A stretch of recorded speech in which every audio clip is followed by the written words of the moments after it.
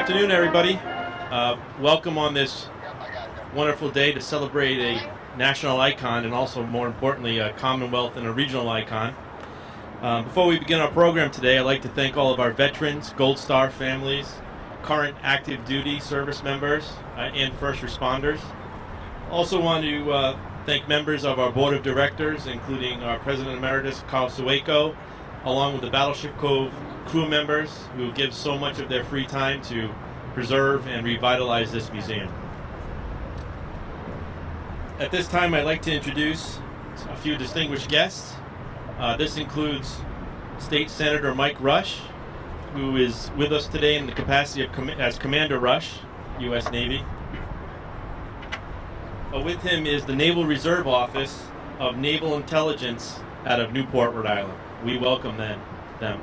Also want to welcome all the scouts. As an Eagle Scout, and I know Commander Rush is an Eagle Scout himself. We want to welcome all of our Boy Scouts and Scouts. Scouting is an important part of this battleship's history and also part of our Battleship Cove family. So we welcome you and thank you for coming today. I also want to recognize the dedicated members of our State Assembly and our Greater Fall River District who support the USS Massachusetts and Battleship Cove, to include Carol Fiola, Alan Sylvia, Paul Schmid, Patricia Haddad, and Steve Howitt. We appreciate everybody being a strong supporter of the World War II Memorial for the Commonwealth of Massachusetts. At this point, we're going to do the national anthem. So I ask everybody to please stand, remove hats if you're wearing them.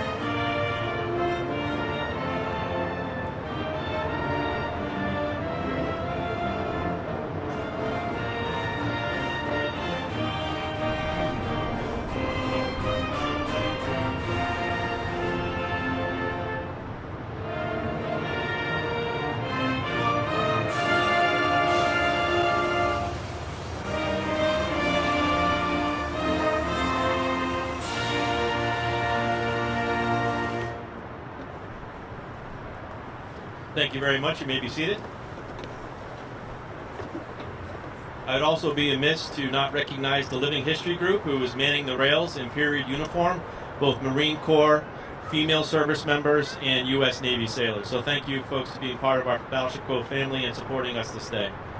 It's quite an honor to be here on this beautiful day in the Commonwealth of Massachusetts to celebrate the 80th anniversary of the commissioning of probably one of the most historic ships ever to come out of a shipway in the New England region. She's probably one of the mightiest and the strongest and the most armed ship of all time to ever come out of Massachusetts. But let's be honest, she's also a regional icon. The people of Connecticut, Maine, Rhode Island, Vermont, New Hampshire, and of course the Commonwealth went to a location in Quincy, Massachusetts to build a ship, and that became BIG MAMIE, the ship we know today. My colleagues will provide a little overview of her history and some of the highlights of her career. And we look forward to that, and we thank you again for being here. But now I have the honor of recognizing our Executive Director, Megan Rathbun. And I would also like to start by welcoming Mayor Coogan, who has joined us here today. So I would like to tell you a little bit about Massachusetts' history for commissioning. Construction began on her July 20th, 1939 at Bethlehem Steel's Four River Shipyard just up the road in Quincy. It was less than 2 months before Germany would invade Poland. The men and women who built her worked tirelessly, completing the majority of work on this ship in 2 short years. She'd be launched the 23rd of September 1941 with her sponsor, Miss Frances Adams, wife of former Secretary of the Navy and one-time mayor of Quincy, Francis Adams III. She was christened when Miss Adams smashed the ceremonial bottle of champagne against her hull. She would be the largest ship ever launched from the Fall River shipyard in Quincy, as Rich Angelini mentioned. She earned her nickname Big Mamie for that reason. And she came in with a whopping $80 million price tag in 1942. At the time of her christening, the U.S. was not yet at war. In 1941, the crowd of thousands who attended the christening had no idea how quickly her guns would be called to defend the United States. As we know, less than 3 months later, with the attack of Pearl Harbor and other military bases on Oahu, the U.S. would officially enter the war, although Massachusetts herself would still be waiting in the wings.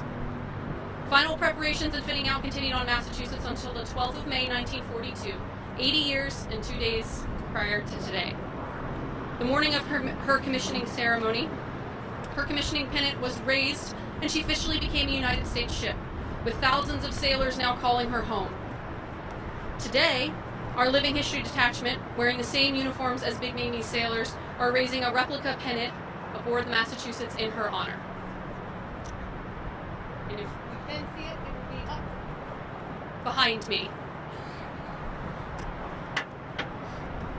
Those sailors who formed USS Massachusetts' crew face an uncertain future, staring down a war unlike any we have seen before or since as a country, as a world, or as a human race. That day, her first commanding officer, F.E.M. Whiting, would give a speech to his crew and to those in attendance. His words, even 80 years removed, are striking and remind us of the strength and unity we had as a nation in those early days of World War II. I would like to now introduce Lieutenant Commander Riano Jr. He enlisted in the Navy Reserve in 1998 as an intelligence specialist and was mobilized in the immediate aftermath of the 9/11 terrorist attacks. He commissioned as an ensign in 2004 and was assigned to NCIS in 2007 and is currently assigned as Executive Officer, Naval Reserve Office of Naval Intelligence, Newport, Rhode Island. Lieutenant Commander Riano has graciously agreed to bring the words of Captain F.E.M. Whiting to life for us today.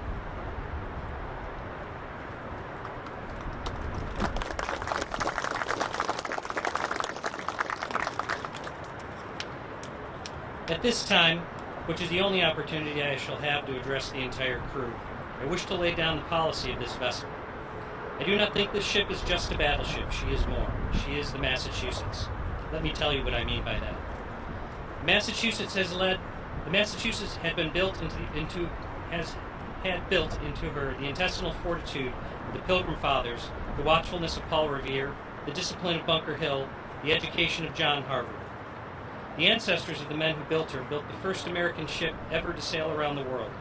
Right here in Quincy, a century and a quarter ago, they built the biggest ship of the day, and her name also was the Massachusetts. They built the Flying Cloud and other clipper ships. They built the immortal frigate Constitution, Old Ironsides. And they built the Hartford, flagship of Admiral Farragut, who lashed himself to the rigging and called out the command that will never be forgotten: "Damn the torpedoes, full speed ahead." These are the traditions handed down to us who walk the deck of Massachusetts. Traditions of daring, fortitude, character, and a love of liberty so fierce that a man would rather give up his life than give up his freedom. Never forget that only a few miles from here, free government in America had its start. They were poor people, ordinary people. They were not seeking power or gold. They were seeking a place where they could live in liberty. For this ideal, they cheerfully crossed the ocean in tiny wooden ships and landed in a winter wilderness. Half of that brave company died in the first winter, but those who died, and those who survived, never had a thought of turning back. They believed that any price was not too great to pay for the privilege of being free. They chose a motto for the seal of the Commonwealth of Massachusetts. It's a fighting motto. With this sword, it seeks peace under liberty. That is our motto, yours and mine. That is our assignment, to win peace under liberty and to keep on fighting until we do win. Our only purpose in life in this moment is battle. We must not waste a single hour in getting ready for it.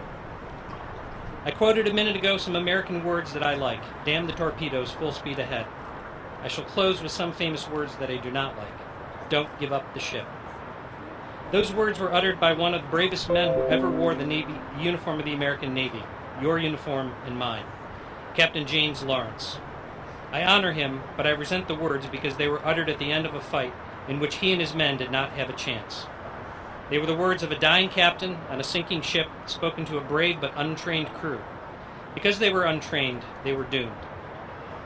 So would we be doomed if we had to fight today, even in this great ship, one of the biggest and most powerful in the world. We would be doomed because we are untrained. Our first business, our only business now, is to make this ship an efficient fighting unit, and to do it in the shortest time possible. We are going on a 24-hour basis. I shall not be intolerant of shirking. I intend to drive you because I am responsible for your lives. The quicker and better trained you are, the greater your chance for victory is, and the sooner we shall go home to an honorable peace. I shall give you full opportunity, but in the meanwhile, work is our motto. I would not be doing my duty to you if I did not drive you and drive you hard. The minute our training is complete, we shall show the world how the Massachusetts can take it and how she can dish it out. We shall prove that we appreciate the great traditions handed down to us. We shall be worthy of the name.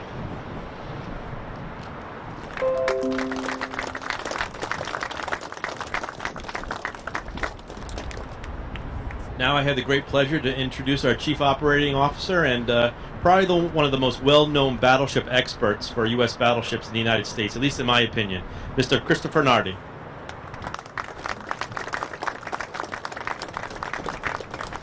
Thank you, Rich. I don't know about that. Good afternoon, everyone. I was asked to speak about the history of Battleship Massachusetts, often referred to as BIG MAMIE. That history is well documented and easily found in any number of references, so I will briefly recap her timeline and then mention some anecdotal highlights. As Ms. Rathborn mentioned, she started construction in Quincy, Mass. In July 1939. She launched in September 41 and commissioned 80 years ago today, this week, on May 12, 1942. The war was on and time was of the essence. She intensely trained on the East Coast and then proceeded across the Atlantic to undertake her first assignment as part of Operation Torch, the Allied invasion of North Africa. She was designated flagship of the covering force protecting the troops landing near Casablanca.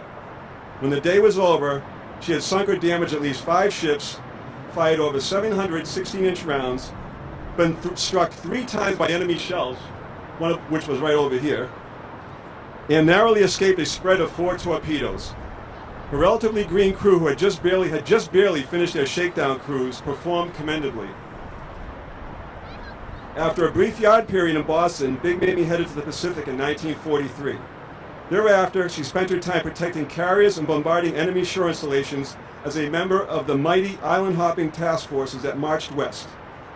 She ended her fighting career 20 miles off the coast of the Japanese coastline, where she fired the war's last 16-inch projectile. Following surrender ceremonies on board her sister Missouri, she headed for Bremerton, Washington, the first battleship to return to the United States. After an extensive post-war overhaul, she conducted exercises on the West Coast until ordered to Norfolk Naval Shipyard for deactivation and decommissioning. After 15 years in the reserve fleet, it was time for Battleship Massachusetts to return to her birthplace. Through the efforts of former crew members, political leaders, business people, and Massachusetts schoolchildren, she was towed here to Fall River, where she serves her second career as a memorial and an amazing educational platform. I will now pass on a few of the tales shared by former crew members and one spouse, either during their reunions here or within the context of oral histories. I think some of them are humorous. I hope you agree. Rose Dixon, wife of then Ensign Maynard Dixon, vividly recalled the commissioning ceremony and remembered that Toll House cookies, which were invented right up the street here in Whitman, Mass., were served and that the orchestra played the tune Tangerine. At least 400 of the men who helped BIG MAMIE in Quincy enlisted to serve on board her. Tom Doherty and Robert Etheridge, the Kingfisher crew who were shot down over Casablanca, related that their shipmates were surprised to see them back in the States because their funeral services had already been conducted. Several crew members mentioned that a certain lieutenant pulled out his gun and ordered the enlisted men to get off his catapult. I didn't mention his name, but I know who it was. Bill Cantfield, a first-class boatswain's mate, occasionally drove the Admiral's barge when the battleship served as a division flagship. One day after dropping off the Admiral, they made their way to an island close by and beached the barge. However, they neglected to consider the ebbing tide, and when it was time to pick up the Admiral, they had a problem. Finally, as of 2015, Battleship Massachusetts held the record for the longest standing crew member reunion group, having gathered together every year since 1946. I will leave you with this. Many of you remember former crew member Armin Vitchin, a USS Massachusetts plank owner and longtime volunteer. Once in a while, I would ask him rhetorically, "Armin, was it a happy ship?" knowing full well what his answer would be. The steadfast reply always was, "It was a good ship.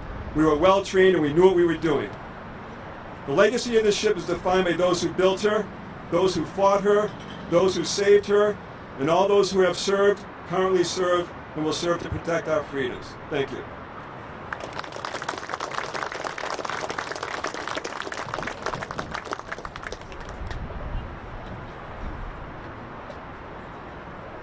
I now have the pleasure of introducing Mayor Coogan.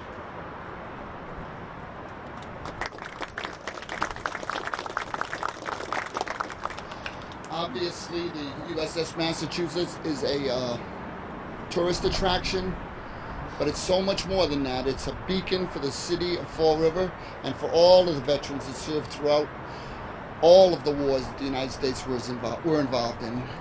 It's a pleasure to come down here today, and I acknowledge the great work done by Megan and Chris and the staff, Rich, to keep this going and to make sure we honor our veterans in such an appropriate way. So therefore, in honor and recognition of Big Mamie's 80th anniversary of her commission, the entire citizenry of Fall River extends its very best wishes and expresses hope for continued good fortune and success of the USS Massachusetts.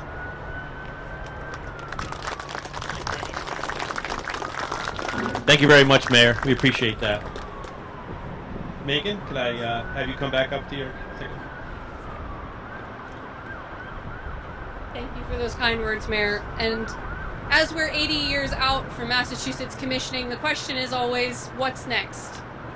Today, I am absolutely ecstatic and honored to announce that 2 days ago, May 12th, Massachusetts' 80th birthday, we began a massive restoration project aboard her.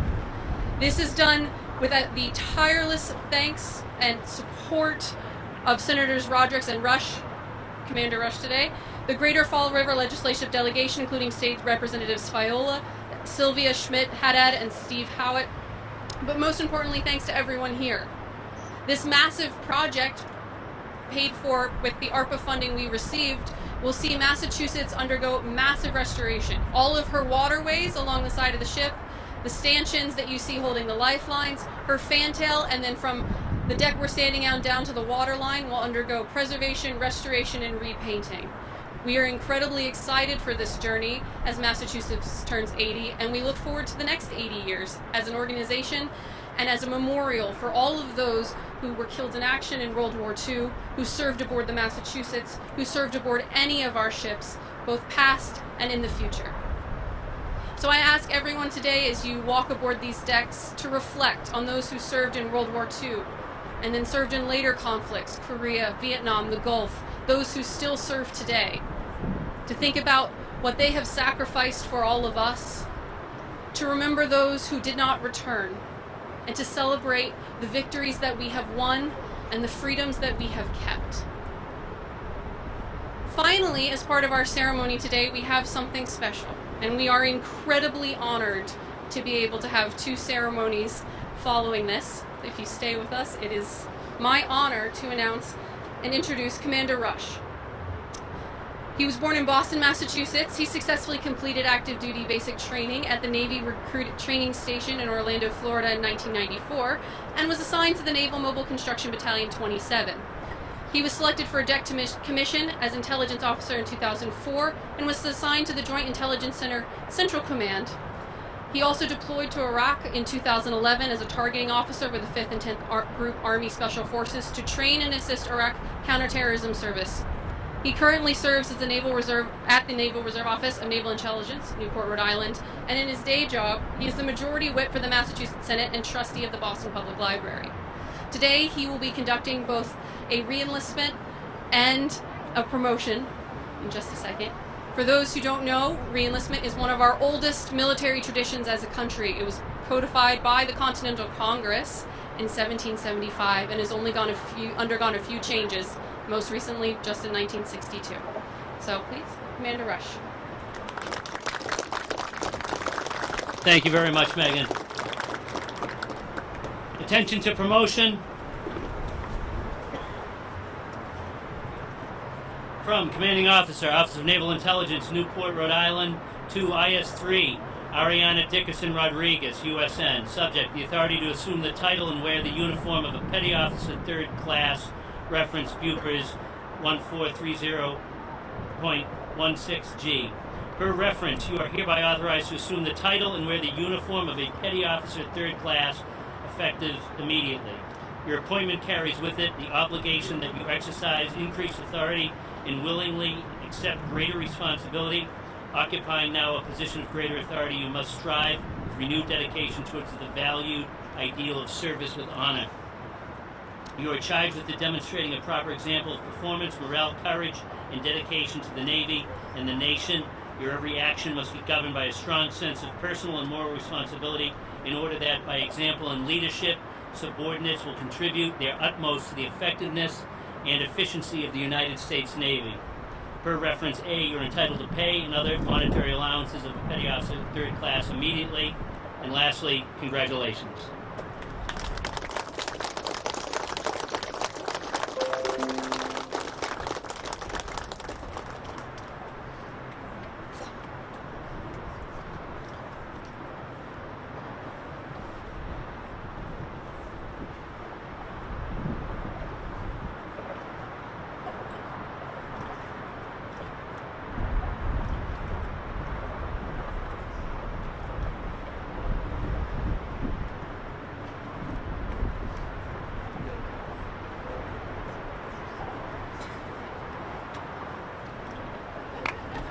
Put the rank on there.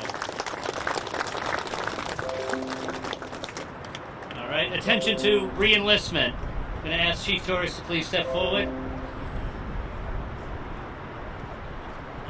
And he will be doing the oath of enlistment. Raise your right hand. I state your name.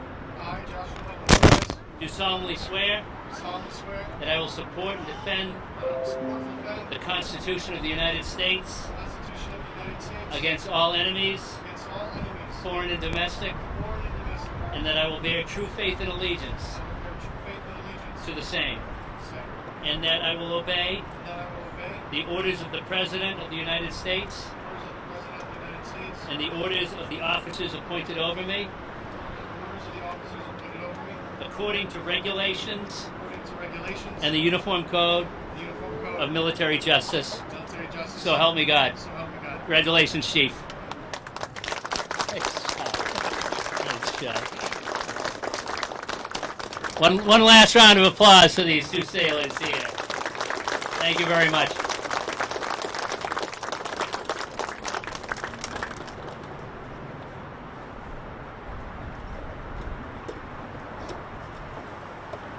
Well, that was quite an honor on the 80th birthday of the Battleship Massachusetts, or very close to it.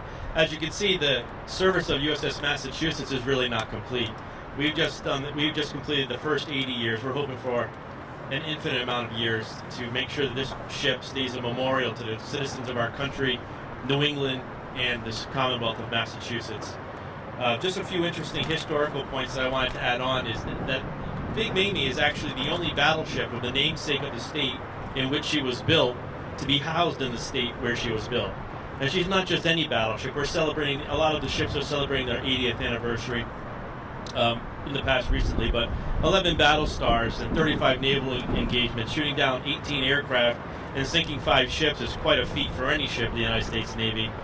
We think that's a very proud thing. The other interesting fact about USS Massachusetts was being quoted by noted naval author Vincent O'Hara, is that we believe that USS Massachusetts has the longest ranged shot from a 16-inch round fired from a battleship to hit another battleship stationary, which was on Jean Bar in November 1942. At the same battle, with 2/3 green crew, as Chris Nardi pointed out of shakedown, she fired on a French destroyer which was maneuvering towards Ferrara, which is where our American forces were landing. She fired a shot again over the horizon hit a French destroyer. The 16-inch shell impact plowed the destroyer's nose under the water, and that's the longest range shot in history, we believe, on a moving target. So in the same battle, she fired as a green ship 2 record shots, and she shares those records with HMS Warspite and the German battlecruiser Scharnhorst. But it's something that Vincent O'Hara, a noted historian, believes that Massachusetts deserves to be in that conversation. An amazing feat from a ship that was still brand new and had the shiny wax on her coming into her first battle of the war. So it's kind of an interesting thing and show the wherewithal of Americans when we need to defend our country. So once again, I thank you all for being here. I want to paraphrase a quote from a famous politician, if I could. But real quick, Battleship Cove relies on the visitors. This memorial belongs to everybody in the Commonwealth, New England, and the country as a whole. This ship belongs to you. She's been doing this since 1965. She's been here. She's defended our shores. Battleship Cove, if you look around the museum, you're seeing that our museum is undertaking a major revitalization project. We got a new helicopter hangar coming up this summer, introducing a Vietnam helicopter war. Both helicopters are going to be restored. Destroyer Kennedy's undergoing a major paint effort. The Massachusetts herself is going through a major metal fabrication and painting effort, as we mentioned. So a lot of things are happening at Battleship Cove, and we need your help to continue that momentum in honor of both those who served, those who will serve, and everybody who came here, slept overnight, because this is her history didn't end during the war. It continues now, and you're a part of that history. So as to modify President Kennedy's phrase one time, that's not what Battleship Cove and USS Massachusetts can do for you, but what we together can do to maintain Battleship Massachusetts and Battleship Cove for everybody moving forward in honor of our great Commonwealth and our country. Thank you very much.